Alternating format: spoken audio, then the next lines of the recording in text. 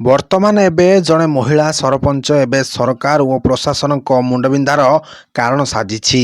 ହଁ ଦର୍ଶକ ବନ୍ଧୁ, ଆମେ କହିବାକୁ ଯାଉଛୁ କେନ୍ଦ୍ରାପଡ଼ା ଜିଲ୍ଲାର ମହାକାଳପଡ଼ା ଥାନା ତିଖିରି ପଞ୍ଚାୟତ ସରପଞ୍ଚ ଚାମେଲି ଓଝାଙ୍କ କଥା।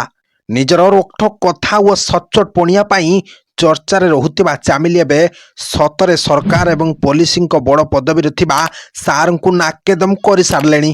ସବୁଠାରୁ ବଡ଼ କଥା କହିବାକୁ ଗଲେ ସରକାରଙ୍କୁ ନାକେଦମ କଲେଣି ଚାମେଲି।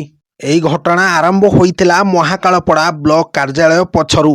ନିଜ ପଞ୍ଚାୟତରେ ଦୀର୍ଘ ଦିନ ଧରି ବନ୍ଦ ହୋଇ ପଡ଼ିଥିବା ଉନ୍ନୟନମୂଳକ କାର୍ଯ୍ୟ ପ୍ରତିବାଦ କରିବାକୁ ସରପଞ୍ଚ ଚାମେଲି ବିଡିଓଙ୍କୁ ଦାବିପତ୍ର ଦେବାକୁ ଯାଇଥିଲେ। କିନ୍ତୁ ସେଠାରେ ଦାବିପତ୍ର ପ୍ରଦାନ କରିବା ପରେ ବିଡିଓଙ୍କ ସହ ତାଙ୍କର ପ୍ରବଳ ଯୁକ୍ତି ତର୍କ ହୋଇଥିଲା। ଅଭିଯୋଗ ଅନୁଯାୟୀ ଚାମେଲି ବିନା ଅନୁମତିରେ ସରକାରୀ କାର୍ଯ୍ୟାଳୟ ଭିତରକୁ ଯାଇ ଭିଡିଓ ରେକର୍ଡିଂ କରିବା ସହ ଅଧିକାରୀଙ୍କୁ ଦୁର୍ବ୍ୟବହାର କରିଥିଲେ। ତେବେ ସରକାରୀ ଅଧିକାରୀଙ୍କୁ ଖରାପ ବ୍ୟବହାର ଏବଂ ସରକାରୀ କାର୍ଯ୍ୟରେ ବାଧା ସୃଷ୍ଟି ହେବା ପରେ ମହାକାଳପଡ଼ା ବ୍ଲକର ବିଡିଓ ଚାମେଲିଙ୍କ ବିରୁଦ୍ଧରେ ଏତଲା ଦେଇଥିଲେ।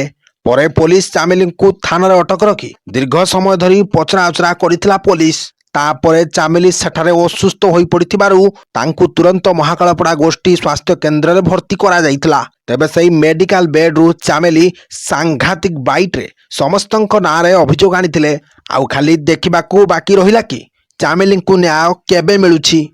Report Odisha news.